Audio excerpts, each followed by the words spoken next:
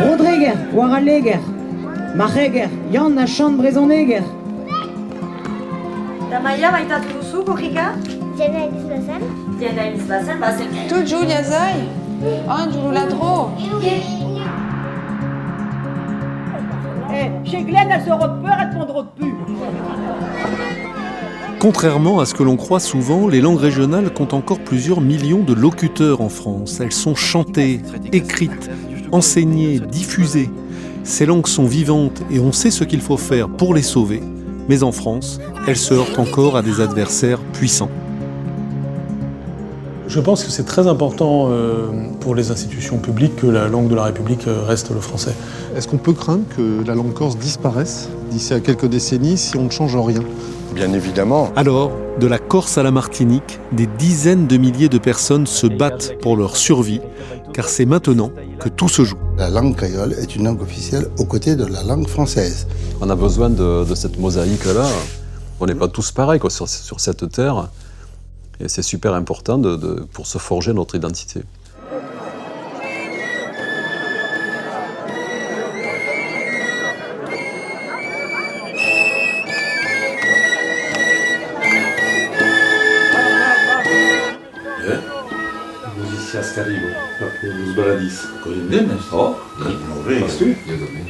Je m'appelle Michel Feltin-Palas, je suis béarnais par ma mère.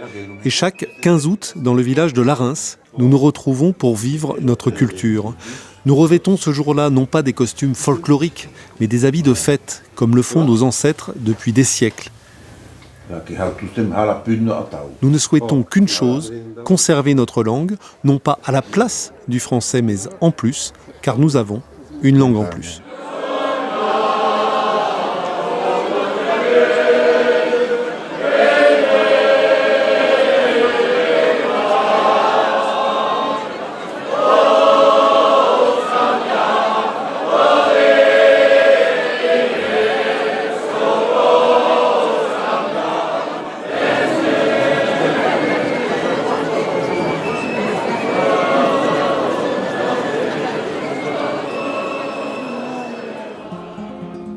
Je suis également journaliste à l'Express et dans mes articles, j'explique ce que savent tous les universitaires.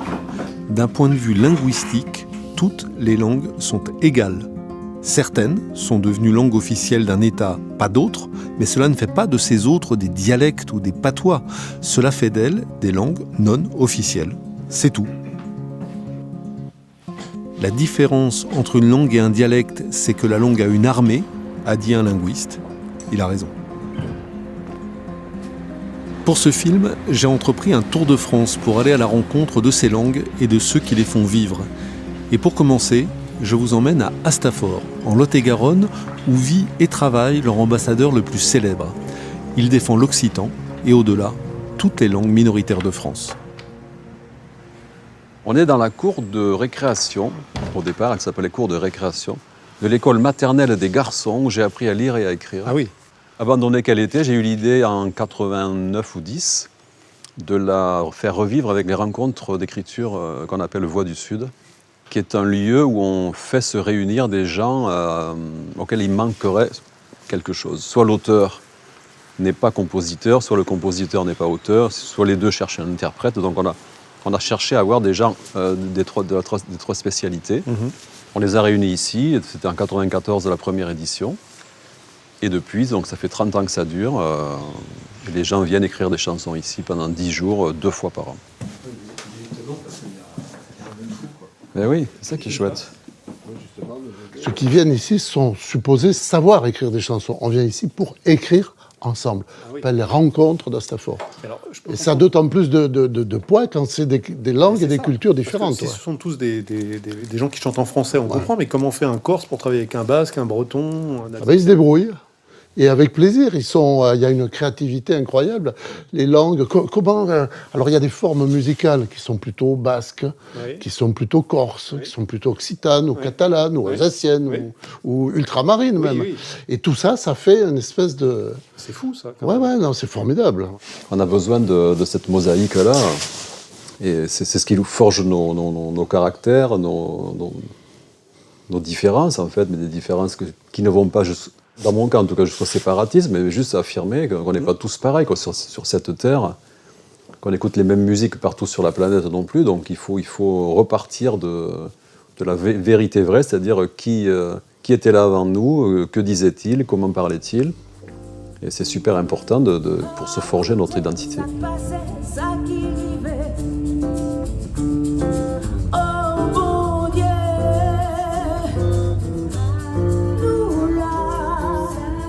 Alors que ces langues donnent à la France son incroyable diversité, elles font face chez nous à des blocages qui n'existent pas ailleurs.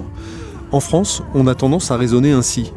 Nous avons de nombreuses langues, et bien n'en gardons qu'une, le français, la langue née à Paris, et débarrassons-nous des autres. Pour continuer mon voyage, je me rends à Bayonne, tout près de chez moi, dans une crèche où l'on utilise en priorité le basque. Car c'est une évidence qu'il faut toujours rappeler. L'être humain peut parler plusieurs langues, a fortiori, si on commence à les lui apprendre très tôt. Bulan Roman.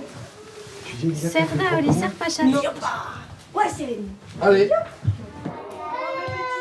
J'avais mal à la gorge, j'ai mis le médicament. Et t'as obésida? Ah. Et moi, il était Nicolas.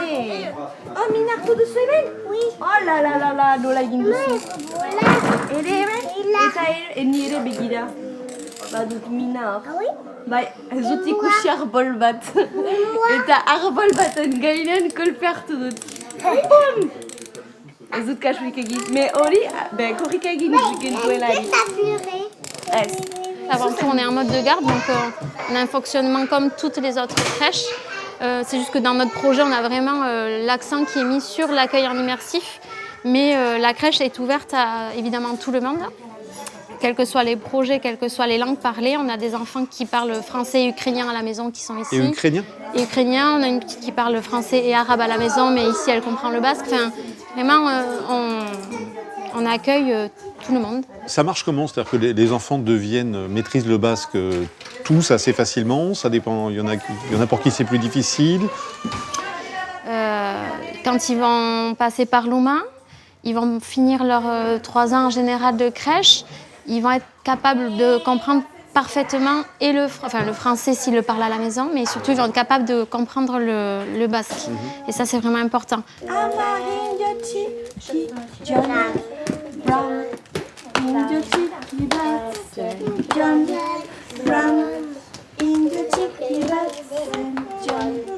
Vous n'avez pas peur qu'ils mélangent toutes les langues? Pas du tout. Non? C'est incroyable. Quand on voit avec ma femme, elle est normande. Ah. Et du coup, c'est incroyable. Parce que dès qu'il me voit, il va parler plus directement en basque. Et dès qu'il voit ma femme, automatiquement, il va basculer sur l'autre langue. Oui. Et c'est pareil avec les mamies normandes ou avec Amona, ma mère basque. Non? Donc oui. Il fait tout naturellement.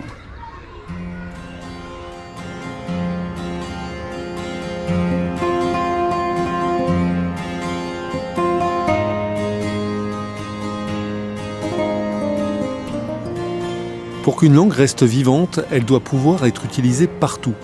C'est le but que s'est fixé une association créée en Corse par Lisandro de Zerbi, qui est devenu un ami. Il a eu une idée toute simple, mais géniale, offrir aux enfants et aux adultes l'occasion de pratiquer des loisirs en langue corse. Je te montre, si tu veux bien, un atelier là avec Thomas Pasquale qui fait de la guitare et du chant pour les enfants. Oui. On va passer.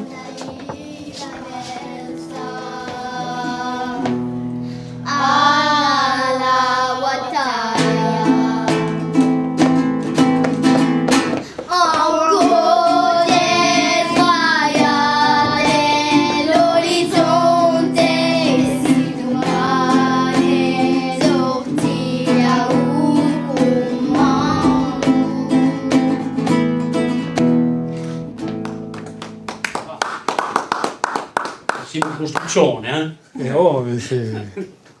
Et donc vous donnez le cours en Corse? Lingua corsa. Voilà. Et merci. Voilà. A sojo merci, tous y passent en lingua corsa, au plus possible. Hein. Et les enfants, vous apprenez le corse à l'école aussi ou... Oui. Et vous parlez corse à la maison aussi ou pas? Avec vos parents? À peine, un peu. À peine, un peu. D'accord. Super, mais vous chantez bien. Allez, coulez-moi la guitare. Chez Jean-Alexandre, voici. Normalement, t'es dit. Allez, coulez-moi des... Allez, qui dit des ABDG. ABDG.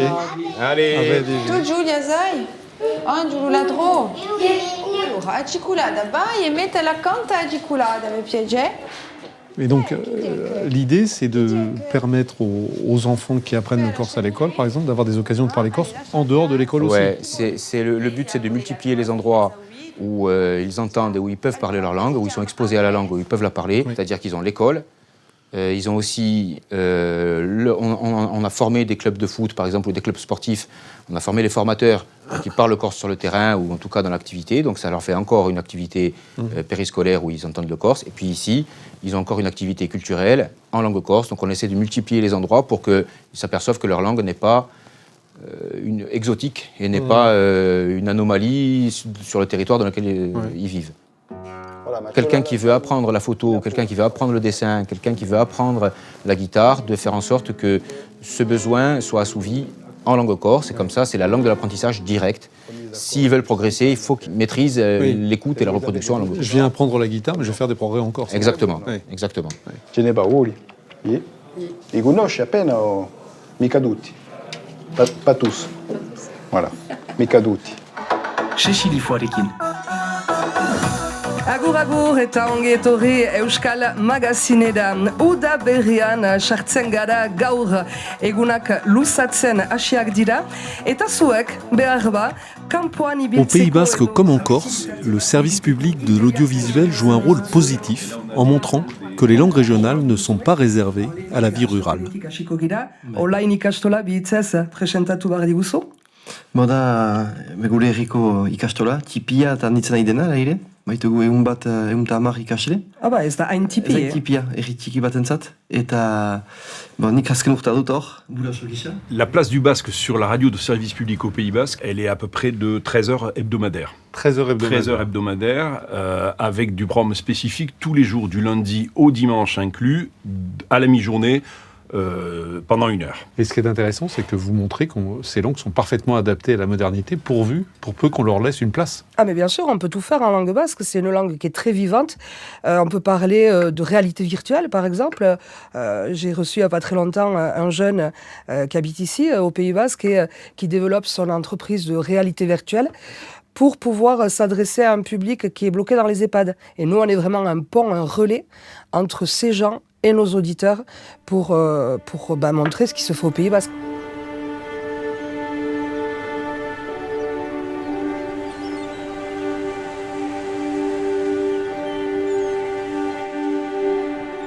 Dans le Finistère, beaucoup d'anciens ont encore le breton pour langue maternelle.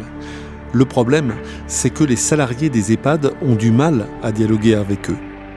C'est ce qu'a compris Jean-Louis Lahaute. Avec lui, ces femmes et ces hommes échangent de manière riche et les effets du vieillissement sont retardés. Voilà aussi ce à quoi servent les langues régionales.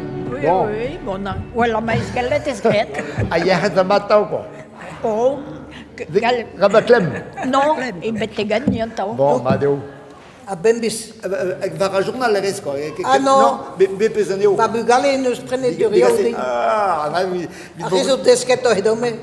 Da tal de penons digor da sveret quoi. Ja, mais nous que jamais de school. Oh, anche scanda la mini chrétien pour scanda. Non. Ça c'est lui.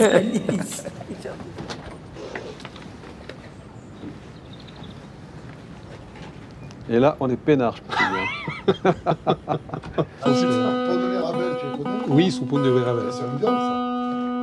Pont de Mirabel. J'ai pas compris comme ça, moi. Toi, t'as la version soft. Moi, j'ai la version béarnaise, donc civilisée. Toi, t'as la version périgourdane et vous êtes des rustres. T'es basque, toi, un peu. Y a pas de langue ancienne, c'est la même toujours. Pour dire les mêmes peines, pour jurer les mêmes amours.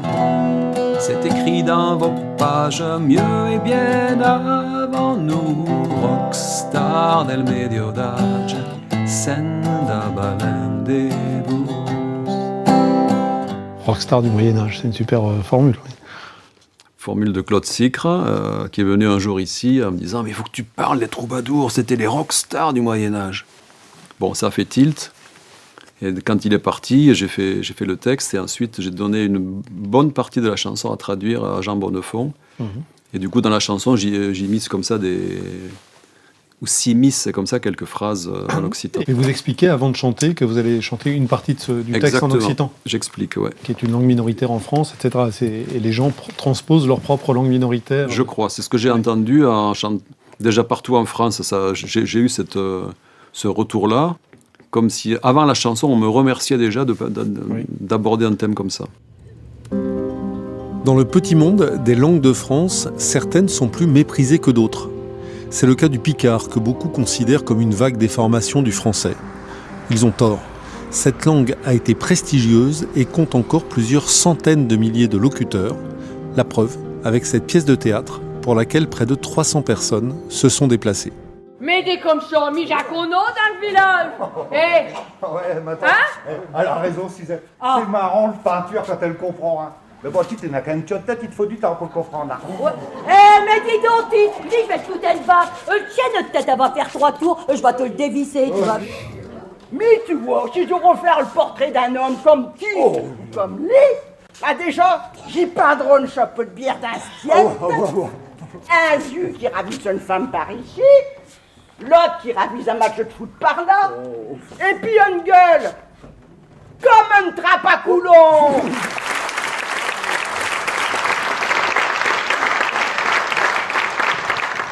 Alors c'est important pour moi d'écrire en picard parce que d'abord je trouve qu'il y a des expressions, il y a une saveur que l'on a là que n'aurait pas en français.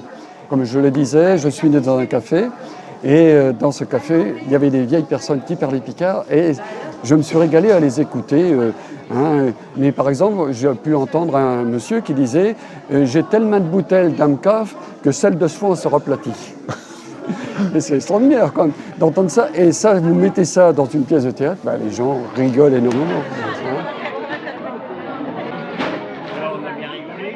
On a à peu près 400 personnes qui écrivent régulièrement en picard aujourd'hui sur tout le domaine picard. Il se publie beaucoup de livres en picard. Nous avons un prix de littérature en picard qui rassemble tous les ans à peu près 70 participants. Est-ce qu'il y a des mots du picard qui sont passés en français? Est-ce que vous pourriez prendre quelques exemples? Alors le mot le plus célèbre, c'est peut-être rescapé. En 1906, lors de la catastrophe de Courrières, qui est une catastrophe minière qui a fait plus de 1000 morts, les journalistes parisiens prennent le train et filent dans le Pas-de-Calais faire un reportage sur cette catastrophe minière qui a vraiment été très importante. Et des mineurs, des témoins, ont parlé de ceux qui étaient sortis de la mine, qui étaient donc des réchappés. Et comme en picard, les cheux français correspondent à des queues en picard, réchappé est devenu rescapé. C'est aussi à ce moment-là que le mot terri rentre dans la presse et commence à mal se prononcer, terril. C'est également un mot picard. Mais on devrait prononcer sans prononcer le L. Le L a été ajouté simplement parce que le témoin, le mineur, celui qui avait assisté à cette catastrophe, était sur un terri.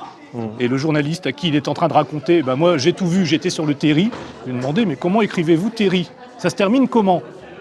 Et l'autre lui a répondu comme fusil. Et le L est apparu à ce moment-là et depuis il est prononcé. Le picard est une langue écrite depuis le Moyen-Âge. C'est pourquoi je me rends à la bibliothèque Mazarine avec Mark Smith, un expert des manuscrits anciens. Marc, ça veut dire qu'on a des manuscrits écrits en France depuis des temps très anciens dans d'autres langues que le français.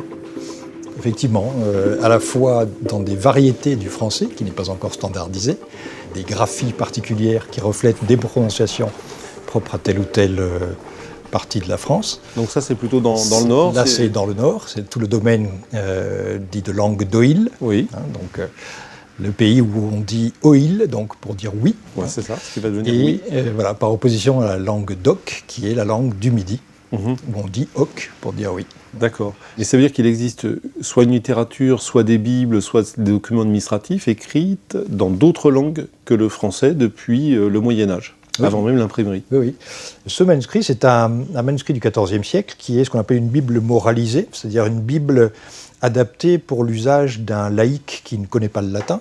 Et c'est quelle langue, là? Et ici, en l'occurrence, c'est une variété de la langue d'Oïl qui est du picard. Tu peux nous lire tu saurais lire, toi, oui, quelques... Oui, donc on lit... Picard du XIVe siècle. Je ne sais pas si je le prononce avec le bon accent picard du XIVe siècle. Je te corrigerai pas, de toute manière. Mais on lit donc « Pour chou que moult se sont effourchiés de raconter les causes, c'est-à-dire les choses. » Les grands manuscrits du XIIIe siècle sont d'une part les manuscrits de prose du français au nord, mais surtout pour moi, les chansonniers des troubadours, qui sont des manuscrits qui recueillent l'œuvre des troubadours. Ils sont écrits en oc. Et c'est de l'occitan. L'occitan fait partie des 3 langues littéraires du Moyen-Âge, le français, le latin et la langue d'oc.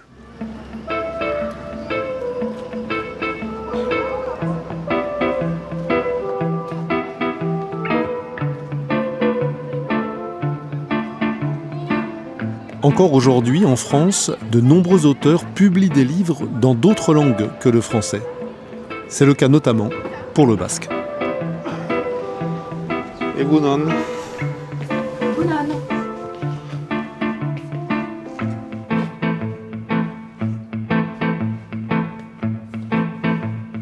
Chalion, la Gunsadik Naï, vous voulez un conseil peut-être? Alors écoutez, oui, je veux bien, mais alors en français, parce que Egunon, c'est mon niveau maximum en basque. Je découvre votre librairie. Il y a beaucoup de nouveautés en littérature basque chaque année. Il va y avoir pas loin de, je sais pas moi, 200 nouveautés par an. 200 nouveautés en littérature adulte. Ah oui. Alors montrez-moi ce que vous avez publié récemment. Et bien là, par exemple, ça c'est Elkar Bayonne qui l'a édité. C'est Eneko Bidegain. On en a vendu plus de 1000 exemplaires, quoi. Ce qui est pas rien, quoi. Pour un livre en basque. Et oui. Ça, c'est Les voleurs de Lourbinkyo. C'est une BD historique. On l'apprend pas quand on apprend la Révolution française, on apprend plutôt les grands événements de Paris, et Robespierre, enfin la Terreur, etc. Ces événements-là, un peu plus jurés chez nous, sont moins enseignés, et donc c'est très intéressant. On m'a dit qu'en basque, être basque, c'est celui qui parle la langue basque, c'est vrai ça? Mais oui, c'est ça. J'ai eu la chance de découvrir les montagnes basques et qu'il y avait des noms que je ne comprenais pas, et j'avais l'impression d'aimer cette terre et d'y être étranger. Donc je me suis dit, il faut que je comprenne ces mots, et que je comprenne pourquoi les ancêtres de cette terre, les gens qui vivaient là, ont nommé ces endroits-là comme ça, et c'est comme ça que tout simplement par amour de la terre et de la nature. C'est comme ça que vous êtes venu au basque, Bah ouais. Ce soir se donne à Paris un concert en langue régionale, organisé à l'initiative de la chanteuse basque Anne Etchegoyen. Un événement qu'il n'était pas question de manquer.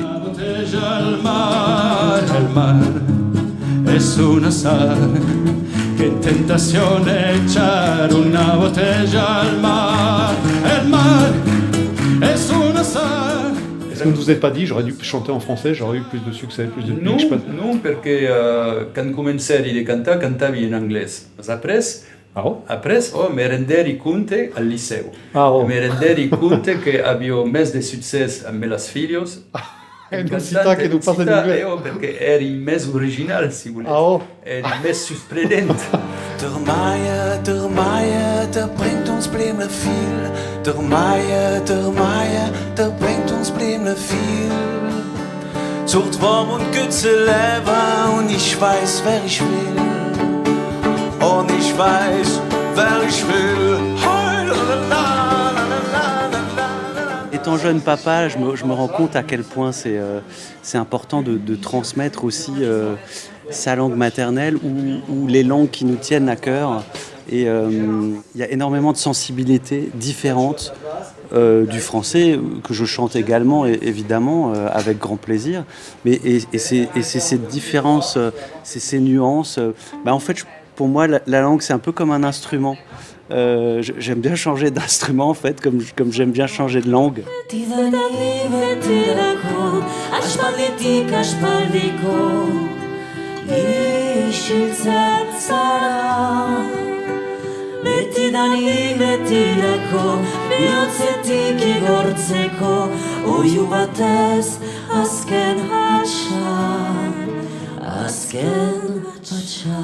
Par des actions comme le concert de ce soir, on a invité plein d'artistes qui travaillent et qui s'expriment dans ces langues régionales à partager la scène, parce que je crois, comme je vous disais tout à l'heure, qu'on est plus fort ensemble. Et mon objectif, c'est qu'on arrive à préciser un pourcentage pour les musiques en langue régionale au sein du quota, au sein des 40% du quota destiné à la francophonie et aux langues de France dans les radios. On aimerait qu'ils nous précisent, puisqu'on est dans les langues de France, quel pourcentage précis est dédié à ces musiques-là. Parce qu'aujourd'hui, ce flou-là, il fait qu'ils n'en passent pas.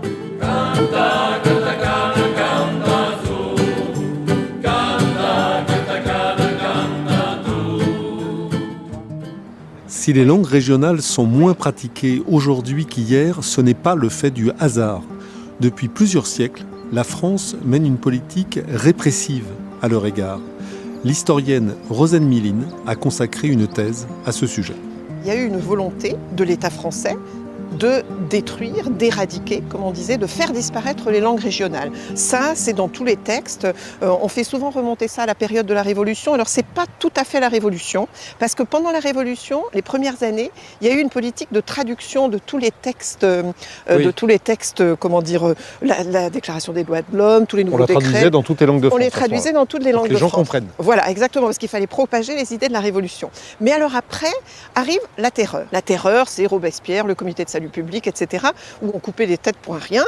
Et c'est l'abbé Grégoire, le député Barrère, etc., des membres du comité de salut public, qui ont décidé qu'on allait éradiquer, faire disparaître les patois et les idiomes, c'est-à-dire toutes les langues régionales, puisque la majorité de la population de ce qui est aujourd'hui la France ne parlait pas français à l'époque. Et puis là-dessus arrivent les lois Ferry.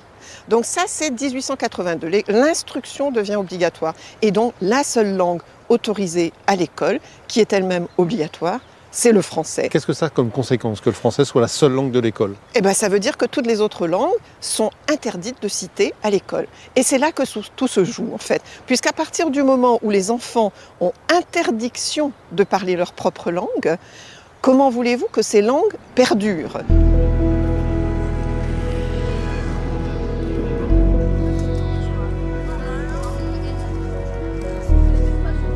Il était interdit de parler l'alsacien. Nous étions surtout surveillés en cours de récréation. C'est là que, naturellement, les enfants avaient l'habitude de se parler en dialecte, en alsacien. On avait un collier, c'était un ruban avec une médaille. Et donc, le jeu, c'était dire que s'il surprend quelqu'un d'autre en train de parler l'alsacien, il lui refile le collier. Donc c'était un peu une incitation aussi à la délation. En fait, punir un enfant, c'est lui inculquer l'idée que sa langue est condamnée, sa langue est mal vue, elle est dévalorisée. Et ça introduit une hiérarchisation des langues. La langue noble, c'est le français. Ce que toi tu parles, toi, petit Pierre Klein, ça vaut rien du tout, quoi. Et au contraire, c'est antinational. Ouais. Et aujourd'hui, on en est où en termes de taux de pratique? Écoutez, moi j'ai été scolarisé en 1950 à Huttenheim-Barin. Tous les enfants parlaient dialecte. Je suis retourné vivre dans ce village en 2010, plus aucun enfant ne parle le dialecte. C'est-à-dire qu'on a encore... En une vie d'homme, j'ai 78 ans aujourd'hui, en une vie d'homme, la bascule s'est faite. En faisant du français la seule langue de l'école, on en a fait la seule langue de la promotion sociale. Impossible de devenir instituteur ou médecin en parlant alsacien, breton ou catalan. Le choix laissé aux familles n'en était pas vraiment un. Mais il y a parfois de petits miracles. Pour ce film, Francis Cabrel nous a offert une chanson d'un genre unique. On y entend du français, bien sûr, mais aussi du corse, de l'occitan, du créole, de l'alsacien, du basque. Ça va? Ça va et toi? Très bien. Alors rappelez-moi vos prénoms et vos... Moi c'est Édouard. Édouard. D'Alsace. Ah c'est ça, donc je t'ai jamais rencontré à Voix du Sud encore. Finissez d'arriver. Agathe. Bonjour Agathe. Primaël. Bonjour. Toi je t'ai déjà vu, me semble-t-il. Si. Elisa. Bonjour Elisa. Alors il y a des caméras partout, mais bon, vous inquiétez. Bonjour Valérie. C'est que des amis, vous inquiétez pas, ça va aller tout seul. Bonjour. Bonjour. Bonjour. Bonjour. Là, on illustre un film. Donc on peut proposer 2 versions du titre, tu vois. Une où je chante effectivement, et l'autre où vous vous débrouillez entre vous. Pour gramme de terre, j'ai mis plutôt pezzo di terra, qui veut dire un morceau de terre en fait. Est-ce que c'est trop éloigné ou non? C'est moins précis, mais bon... Ça marche aussi avec gramme pour pour la métrique, mais c'est moins joli. Ça D'accord. fait una grana ghissini gascano un grammo di terra. Ouais, c'est bien. Bah, écoute, parfait, à demain alors. Alors la deuxième, qui se bat et qui monte tout droit vers la lumière.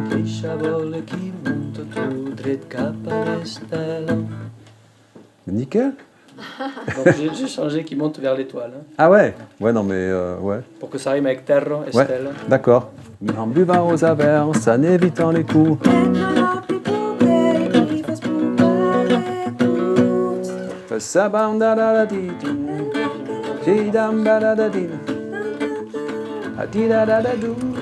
En France, la situation des langues régionales a commencé à changer un peu en 1951. Pour la première fois, la loi d'Exxon a autorisé leur enseignement. Mais cette loi était beaucoup trop modeste. Selon l'UNESCO, si on ne change rien, toutes les langues de l'Hexagone auront disparu d'ici à la fin du siècle. Papa l'a jamais dit, mais bon, il s'est toujours senti breton. Ouais. Et breton et français ou breton seulement breton? Non, les deux. C'est pourquoi en 2021, le député breton Paul Molac a fait voter une nouvelle loi sur les langues régionales, la seule de la Ve République. Mais à la suite d'une initiative du ministre de l'Éducation, Jean-Michel Blanquer, elle a été partiellement censurée par le Conseil constitutionnel. Alors, je crois que dans la population, les choses sont à peu près claires. Pour les gens qui veulent faire une langue régionale, ben c'est normal, ils n'ont qu'à la faire. Chez les députés aussi, puisqu'ils ont voté en grande majorité la loi, 79 contre, je crois, de mémoire, et 246 pour, donc il n'y a pas photo. Par contre, il y a la technostructure. Et dans la technostructure parisienne, vous avez un certain nombre de gens qui sont absolument contre les langues régionales, qui ont une vision de la France, j'allais dire le français, l'histoire telle qu'on nous l'a apprise à l'école. Et là, on voit bien qu'en fait, on a une vision idéologique qui consiste à dire « si vous ne pensez pas comme moi, si vous n'avez pas les mêmes codes culturels que moi, vous n'êtes pas français, je représente la France ». On sait très bien ce qu'il faut faire pour sauver les langues régionales. Dans une société devenue totalement francophone, la meilleure solution consiste à en faire les langues principales de l'éducation. C'est cette méthode dite immersive que Paul Molac avait voulu proposer dans toutes les écoles publiques. Le Conseil constitutionnel s'y est opposé. Brodreger, Waraleger, Macheger, Yann Chan Brezoneger, Lanneyer, Agalhueger, Splender en Avalauer, Gan Lamouker, Endautri. Aujourd'hui, seules quelques associations continuent donc à l'utiliser. Et entre vous, à la récré, vous parlez en quoi? En basque ou en français? Ah, alors Alice basque. Et tes parents, ils comprennent le basque ou pas? Pas beaucoup. Donc quand tu veux que tes parents ne comprennent pas, tu parles en basque à ton frère et ta sœur? Oui. C'est pratique? Ouais, j'ai compris ça. Mais on s'y doute, les mains, il a quoi, oh, bilesker, hein? Pour que les enfants soient bilingues, effectivement, le temps de l'école, il faut que ça soit au maximum en langue basque. Et notre choix, nous, de l'immersion, c'est parce qu'on ne veut pas, et c'est prouvé que quand le basque est uniquement une langue d'enseignement, il n'est pas une langue de communication. Et on sait que les enfants qui sont dans un système bilingue, où effectivement il y a c'est moitié-moitié. Hein, c'est moitié-moitié. Et surtout, il n'y a pas tout le temps de la cantine, de la garderie. Tout ce temps périscolaire ne se fait pas en langue basque.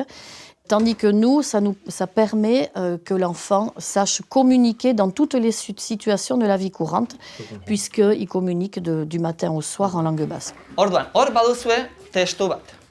Liraina kolorezko testu bat. Eta bada informazioa initz.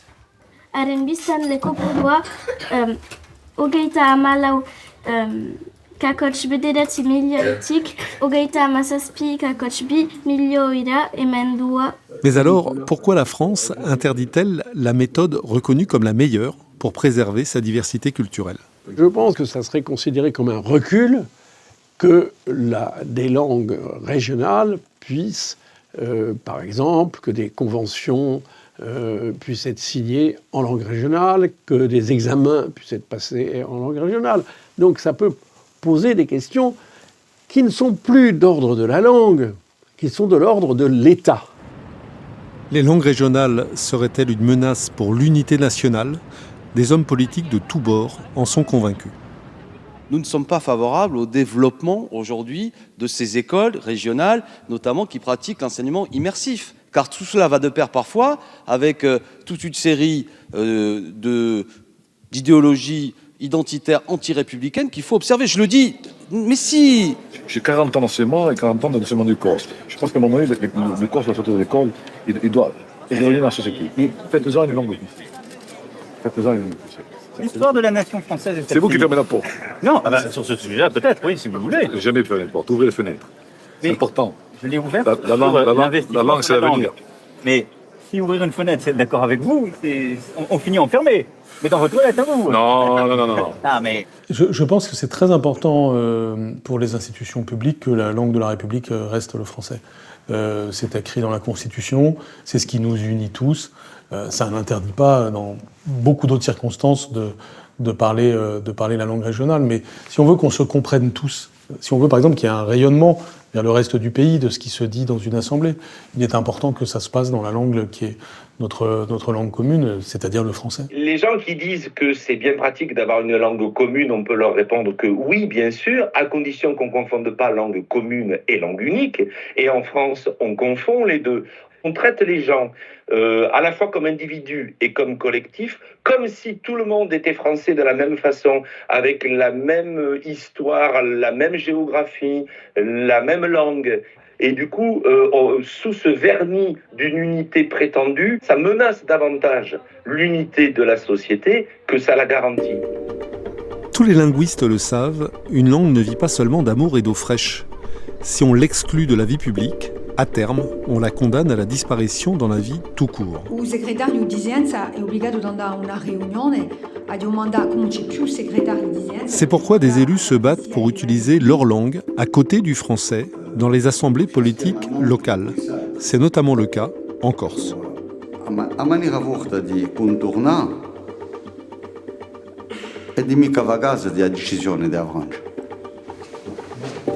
Désormais, lorsqu'on parle corse, il y a une traduction simultanée qui permet à celles et ceux qui ne maîtrisent pas la langue corse et qui ne parlent que français, eh bien de comprendre tout ce qui se dit. Eh bien, malgré ce dispositif, le tribunal administratif d'abord, la cour administrative d'appel ensuite, ont censuré le règlement intérieur de l'Assemblée de Corse et du Conseil exécutif, voté à l'unanimité, toutes les forces politiques, qui prévoyait que l'on puisse s'exprimer indistinctement dans l'une ou dans l'autre langue dès lors que les conditions de la traduction simultanée étaient remplies. Et ce qu'a dit la juridiction administrative, et c'est très important, c'est que dès lors que ce règlement intérieur a pour objet et pour effet de reconnaître un droit à parler corse, il est inconstitutionnel. Autrement dit, tant que la langue corse reste dans le registre de la tolérance, dans le registre du non-accès à la vie publique, elle est acceptée. Dès lors qu'on organise une disposition, en espèce un règlement intérieur, qui consacre le droit de parler, ce droit est considéré comme inconstitutionnel et il me semble qu'on est bien là au cœur de la problématique qu'il faut traiter et d'après nous, régler et dépasser. De façon solennelle, quels sont ceux qui sont pour ce projet? La Martinique aussi se bat pour sa langue. En 2023, l'Assemblée de Lille a donné au créole un statut de co-officialité aux côtés du français. Une décision aussitôt contestée par le préfet comme par les tribunaux, pas suffisant toutefois pour faire reculer le président du conseil exécutif, Serge Letchimy. Nous avons décidé de rentrer dans un processus de marronnage. C'est quoi le marronnage? C'est un créole, en aigle marron. Un aigle marron, c'est celui qui se libère lui-même. Donc c'est un acte de marronnage qui a été fait par ce vote en mai 2024 de l'Assemblée de Martinique de dire que la langue créole est une langue officielle aux côtés de la langue française. On n'a pas rejeté le français, c'est pas un acte d'indépendance ou même d'autonomie, c'est un marqueur d'identité fondamentale pour nous que nous avons institué. Je pense, moi, en créole, et je parle en français. Je n'ai qu'à penser en créole, je n'ai qu'à parler français. Et en gros, je ne peux pas faire autrement. C'est mon être. Et quand on met en défi de mon être d'ignorer l'existence de cette richesse-là, ça ne fait que construire l'extinction, pas seulement d'un individu, mais tout un peuple. Oh, a parte di 35-40 anni ce n'è pochi che parlano. Parlano tutti francesi. C'è mica volontà di parenti. Come da forza per parlare corso? Perché sono cenati di parlare corso non sanno mica parlare o parlano male, sono cenati. Non vuole dire, è meglio a parlare male, ma parlare. Per cominciare. Est-ce qu'on peut craindre que la langue corse disparaisse d'ici à quelques décennies si on ne change rien? Bien évidemment, je veux dire, si on ne met pas en place des politiques publiques puissantes et si il n'y a pas un changement du cadre institutionnel et juridique, législatif, on peut prévoir sans trop de difficultés dans quelques années que la langue corse disparaisse finalement du champ, alors pas forcément du champ visuel, mais du champ social comme langue qui circule, qui est transmise. Ça, on est à peu près sûr de ça. Il n'y a pas trop de... Alors, il pourra y avoir encore quelques locuteurs ici ou là, mais ça ne sera pas la langue des Corses. Alors, vous demandez ce qu'on appelle la co-officialité. Ça consiste en quoi? Nous avons cette chance-là en Corse d'avoir deux langues immédiates à disposition que sont le corse et le français. Pourquoi l'une devrait exclure l'autre? Nous, l'idée politique au sens noble du terme, c'est que les citoyens, les Corses, puissent interagir dans les deux langues, quelles que soient les situations sociales. Parce qu'ils s'y retrouvent d'un point de vue de leur communication, de leur identité, de leurs besoins affectifs. Et donc, c'est une chose qui est tout à fait normale. Et pourtant, répétons-le, ces langues sont toujours vivantes et elles peuvent être utilisées dans un cadre moderne.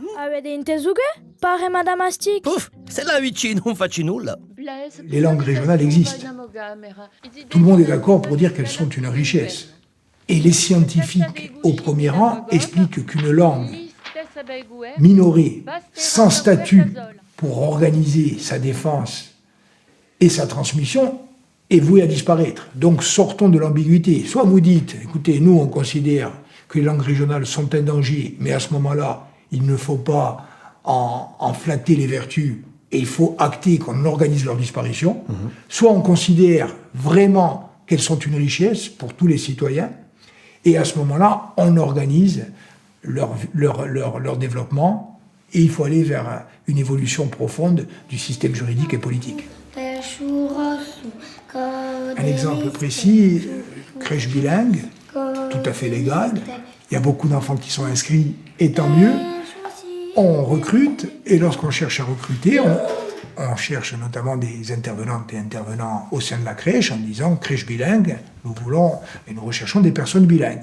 Et là, l'État nous dit c'est illégal, c'est discriminatoire, vous ne pouvez pas recruter des personnels bilingues. Donc, je réponds, mais comment fait-on vivre une crèche bilingue si on ne recrute pas des personnels qui sont bilingues? On peut très bien avoir une unité du pays avec des langues régionales fortes. Je n'ai aucun doute là-dessus. En revanche, ce qui peut arriver, c'est qu'il y ait des séparatismes et qu'ils veuillent s'appuyer sur les revendications culturelles pour en réalité en faire des revendications politiques. Le risque séparatiste n'est pas inexistant, mais il est largement surestimé. L'immense majorité des défenseurs des langues régionales veulent simplement les conserver. Même en Corse, l'indépendantiste Jean-Guy Talamoni est minoritaire. Mais en liant revendications linguistiques et politiques, il donne parfois des arguments aux adversaires des langues régionales. Je pense vraiment que si demain les Corses font confiance au mouvement indépendantiste, eh bien, comme cela fait partie de notre ADN, notre langue sera défendue et elle sera défendue avec tous les moyens qu'il faut mettre à sa disposition. Nous, notre langue, c'est une langue nationale, hein, je le dis dès l'abord. L'argument peut même se retourner. Dans la plupart des pays, les langues minoritaires sont mieux respectées qu'en France, et cela se passe très bien. Alors j'aimerais que tu nous parles d'un autre pays où ça se passe différemment, qui est le Pays de Galles. Est-ce que tu peux nous comparer le gallois et le breton? Eh bien, au Pays de Galles, on peut vivre en gallois toute sa journée sans problème. C'est-à-dire? On peut aller à la poste, à la banque, on peut aller à l'administration. Tout le monde sait qu'il y a une langue galloise, tout le monde peut apprendre le gallois. En Bretagne, on a passé un contrat État-région, ça fait quelques années, qui fixe comme objectif de passer de 20 000 enfants qui ont accès à la langue bretonne dans leur scolarité à 30 000. En pourcentage, ça fait quoi ça? En pourcentage, on a passé grosso modo de 3 et quelques pourcents à 5%. Ça veut dire que 95% n'y ont pas accès et que parmi ces 95%, il y en a une bonne partie qui ne savent même pas qu'il y a une langue bretonne puisqu'elle n'est pas présente dans l'environnement. Si je devais attribuer une note à la France de 0 à 10 par rapport à son comportement, au respect des droits humains en matière linguistique, malheureusement, je dirais que la France est peut-être plus près du 2, de 2 ou de 2,5. Parce qu'au fond, il y a énormément de limites, de restreintes pour ce qui est surtout de l'utilisation des langues régionales ou minoritaires en France, comme le breton, le basque, le corse, surtout pour ce qui est des services publics. Pour quelqu'un de l'extérieur, qui défend les droits humains à l'échelle mondiale, c'est vraiment navrant, désolant et un peu surprenant. Il n'y a aucune volonté politique, semble-t-il, de la France de vouloir répondre à ces questions. C'est silence radio chaque fois quand nous soulevons la question de droits humains, de droits internationaux, qui ne semblent pas, à prime abord, respectés en France. Et pourtant, malgré tous ces obstacles, des initiatives continuent à voir le jour. Et elles rencontrent souvent le succès, comme on peut le voir dans ce lycée en langue basque. À quoi ça sert de parler basque pour toi? Pour moi, je ne me vois pas vivre sans la langue basque puisque c'est ma langue natale. C'est ta langue maternelle? Oui, tous mes souvenirs sont en basque. T'as l'impression qu'on t'enlèverait quelque chose de toi si tu arrêtais de parler basque? Oui, bien sûr. Dans les fêtes, il y a une proximité, je trouve qu'on n'a pas vraiment dans les autres langues et c'est un peu magique. Quels sont les résultats de vos élèves au bac? Parce qu'ils passent le bac en français, vos élèves, à la fin. Oui, malheureusement, c'est peut-être une aberration de l'éducation nationale qui nous autorise, via un contrat d'association, à enseigner l'ensemble des matières en euskara, sauf évidemment le français et les langues vivantes qui sont enseignées dans leur langue.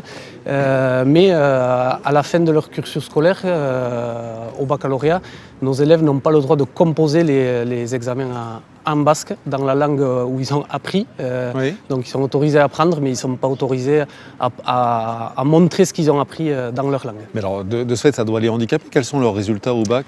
Au baccalauréat, on a quasiment 100% d'élèves qui réussissent au baccalauréat avec des très bons résultats, avec des très bonnes mentions. On a aussi des très bons résultats dans les différents classements qui sont faits chaque année par les différents journaux ou magazines. On a notamment l'étudiant qui nous a classé il y a 3-4 ans meilleur lycée de France via nos résultats. Vos élèves étudient en basque, sauf les langues vivantes, et quand ils passent le bac en français comme tout le monde, ils sont meilleurs en français aussi. Ils sont aussi meilleurs en français, mais je pense que ça, alors pour ceux qui ne veulent pas l'entendre, peut-être ça va être compliqué, mais je pense qu'aujourd'hui c'est prouvé qu'un bilinguisme tôt, quand on apprend plusieurs langues, ça facilite aussi différents apprentissages. Donc je pense que ça c'est connu maintenant, c'est prouvé, et voilà, on a des élèves qui développent vraiment des facultés à passer d'une langue à une autre sans aucun souci. Et oui, on annonce la mort des langues régionales depuis des décennies, mais des locuteurs les utilisent, des enseignants les transmettent, des universitaires les étudient, des artistes les subliment. Ebrel, Makeda Huzma. Vraiment, pour terrain scriptoge, davanti d'aride. Finalement, les langues régionales sont comme des graines coriaces. La météo en France leur est plutôt défavorable, mais elles tiennent tête aux éléments et elles continuent de résister. Ouais, ok, on le refait pour voir. Non, c'est la même note. On refait. C'est tout sauf un miracle. Un jour de sans feuillage. Tu entendras glisser. Ouais, là c'est bien, là, ok, d'accord. Ok, je voir si je peux faire la réponse.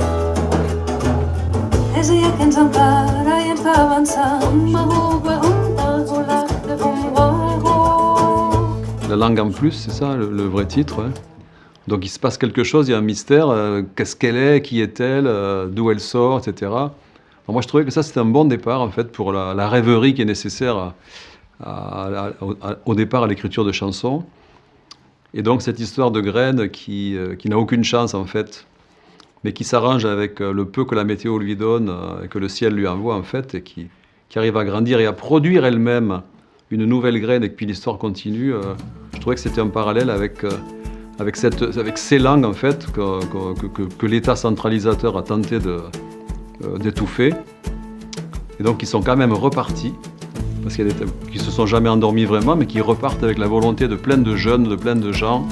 Une graine qui tombe sur un gramme de terre. Una grana che si incasca dans un grammo di terre. Qui se bat et qui monte tout droit vers la lumière. Che sciavola e qui monte tout droit cap alle stelle. En buvant aux averses, en évitant les coups. Être la plus pauvre et puis fausse pour parler. Des gens qui la renversent. Des vents qui la traversent. Et qui restent debout.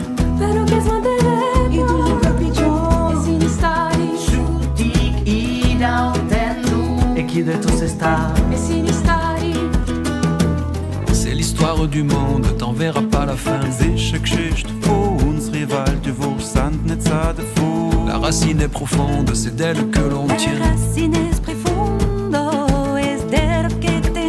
La fièvre et le courage de jamais renoncer. C'est tout sauf un mirage. Un jour de son feuillage, tu entendras glisser.